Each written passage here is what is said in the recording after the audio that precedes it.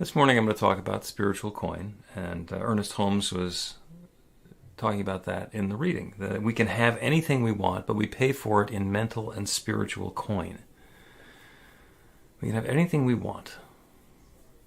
Now, according to the sage philosopher and stand-up comedian Stephen Wright, you can't have everything. Where would you keep it?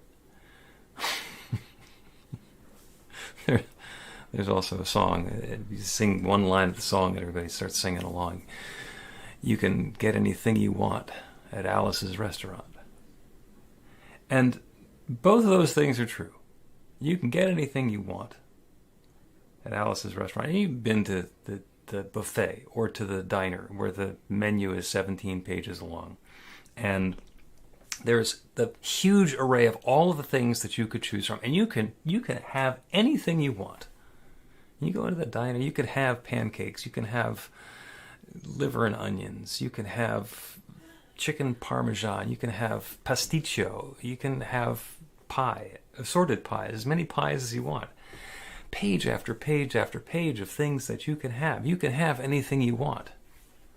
But when you go into the diner or you go into the buffet to have dinner, at some point you make your choice and then you've had dinner.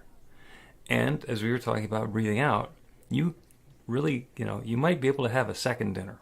But third, fourth, fifth, no, eventually you're not going to be able to make your way all the way through that menu without taking a break and doing something different. So you can have anything you want, but you can't have everything you want. And that means that we are always at choice. Ernest Holmes says that the law responds. It gives us liberty but not license. Liberty means that we are free to choose. We have the liberty to make those choices, to invite those experiences that we find most comforting and uplifting for us. But it's not license. Just because we have access to the law doesn't mean we can have everything. We get to choose. And what happens is we're using the law of attraction. We're using the creative laws of the universe to bring into our experience that which we're seeking. But in order to experience it, we have to embody the consciousness of whatever it is that we're seeking. And what that means is that if you want to be in a loving and wonderful and uplifting relationship, if you want to be in that delightful divine embrace of your beloved, then you're going to have to embody the energy and the consciousness of somebody who is loving and lovable. Because if we want to go along being a nasty curmudgeon, while the universe responds to us in love, that'd be nice, but it's not likely to happen. If what has our attention is our health and our vitality and our well-being, then the chances of saying, well, I'm going to live my life the way I've been living my life, eating unhealthy foods that I know to be unhealthy, drinking too much, smoking, not exercising, doing the other things that I know are not helpful, that are not uplifting to that healthy lifestyle and life experience that I want to lead. And we're going to be at cross purposes. So if we are in a position where we want to invite more of that experience of health and vitality and wellness into our lives, then we need to embody it. What is it that I'm bringing to this that says, not just to the universe, to myself, to everything around me, I am a healthy and vital and vibrant person. If I'm wanting to be vibrating at this level, and instead I'm vibrating down at this level, then something needs to change. And the change gets to happen in consciousness. Now, a lot of times, especially when we're talking about our healthy lifestyle, the change in consciousness will be followed almost immediately by a change in our activities and our behaviors and our exercise and our eating and whatever else happens to be. When we want to bring a more loving experience into our lives, that determination, that commitment to a consciousness of being that bright light of love that we wish to experience in the world will change the way that we interact with the world.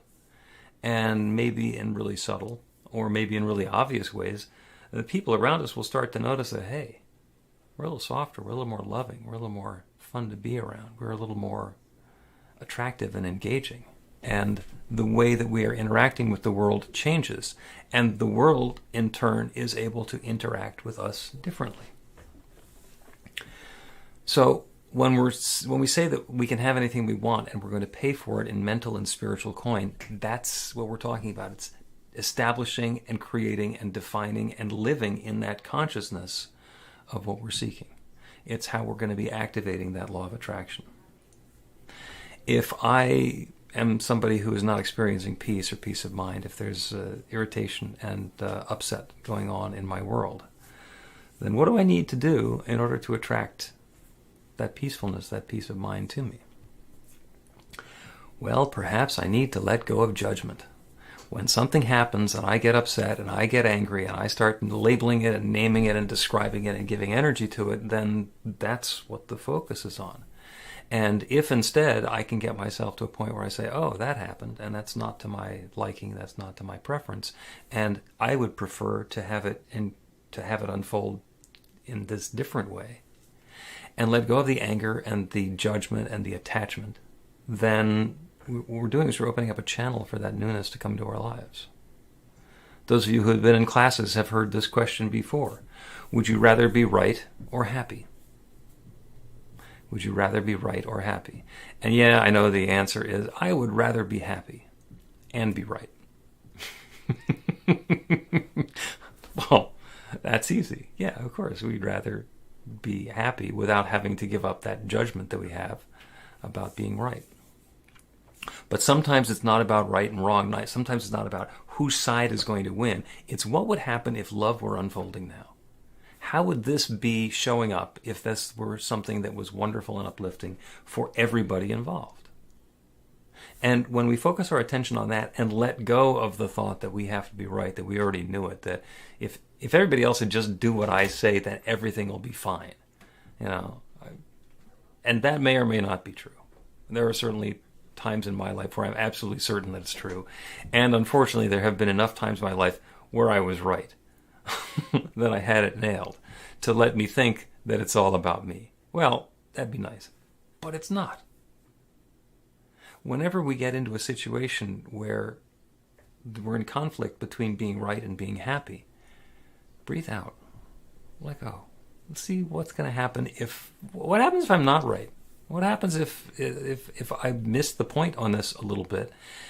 Can I open myself up to a bigger understanding of what's going on and get some happiness along the way? And oh, by the way, maybe learn something that I didn't know before, expand my view of the world, give other people the opportunity to be that bright light of love that they are, and have something new show up in my experience. Well, I guess that's always a possibility. So we've got this idea of spiritual coin, and the idea is that when we want something, we get to pay for it in spiritual coin.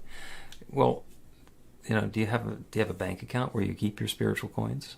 Is there a way to save them and store them and have them available, and be able to call upon your backlog or your supply of spiritual coin when something is necessary to? You want to buy something in consciousness. Well, of course there is. Of course there is a way that you can bank your spiritual coin, and it's called practice. If the first time that we do a prayer is when the bullets are flying, or when the car has already gone through the guardrail and is heading off into the ravine, we are possibly not going to get as much of an uplifting and happy experience as if we pray all the time, as if we give ourselves the tendency of turning towards spirit, of the awareness of our true spiritual nature, and open that connection, that channel that allows the infinite to fill us up. Because what happens is the disasters don't need to be averted. They get averted well before we're on the guardrail. Things are able to come back into alignment. We heard prayer work stories today of things that could have just turned into tragedies. Here's Jesus, who needs to be leaving, to drive from Philly to New York at 7 o'clock in the morning in a car that's every indicator light on the panel is going off, and this could be bad. And instead, there's the prayer and the willingness to do whatever's in front. He's wiping down the panels and getting rid of the moisture and whatever it is that he can do, and then the car works. And there's the possibility of losing something and having it be a crisis. It's the AirPods. They only work until the charge runs out, and you got to get the charging case back together. And oh, by the way, that's the one that talks to the computer. So that's where the Bluetooth is. And so there's some stuff. There's some stuff that needs to happen. And it can be as frustrating as having to go and in an emergency buy another charging case, or get the passport replaced and the credit cards replaced in time to get on the airplane because we're going to a different country. It can be an emergency. It can be a fire drill. Or the divine can say, look over here in this completely unexpected place. And because we have cultivated that tendency towards consciousness, then the infinite is able to say, yeah, look over in this unlikely place, or talk to these people, or take these steps, and then the good unfolds and the love unfolds. So when you're interested in building up your spiritual bank account, do some practice. Meditate. If you meditate a little more, or continue meditating. If you don't meditate at all, wow, this is a great start, because you get to go 0 to 60 and bring something wonderful into your life. Connect with a practitioner. Take your prayer practice to the next level up, because having a professional work with you can really be helpful. The other thing that Ernest Holmes said is that wrong use of the law will give us the effect that we don't want. And I just want to explain that the wrong use of the law is where we are setting the intention for something that's not positive and life-affirming. And you would say that if I am in a conflict with somebody, then I could do a prayer, and my intention could be for there to be harmonious resolution, so that we come to an agreement and an understanding, and love is unfolding and the light is shining. And it might also occur to us that I can do a prayer to win, for me to be right, and for the person I'm in conflict with, to kind of disappear into an abyss, have the earth open up and swallow them and then close again. And our ego mind says that, wow, wouldn't that be cool? But our ego mind would also tell us that we do not really want to live in a world where the ground opens up and swallows people whole. And what it comes right down to is that when we are setting an intention for something to happen, when we're activating that law, the first person that it gets activated upon is us.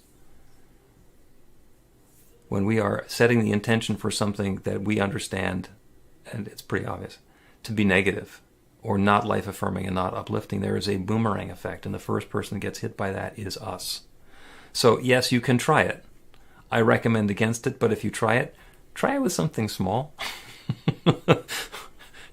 Try it with something small that doesn't involve the earth opening up and swallowing your adversary, because if the earth does open up, it's going to be way closer to your feet than you want it to be. But the fact of the matter is, the law always works. It is a law of attraction. And when we embody the consciousness of that which we are seeking, the law says yes. The law always says yes. It is so cool that the process is so reliable and so obvious and so basic that we know in advance the answer is going to be yes. So we set the intention, the invitation for the experience that we want to be having. We let go of everything that's not like that.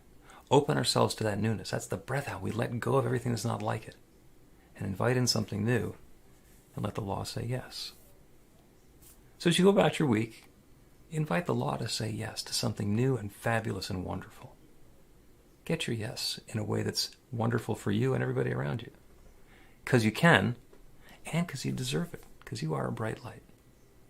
So it is.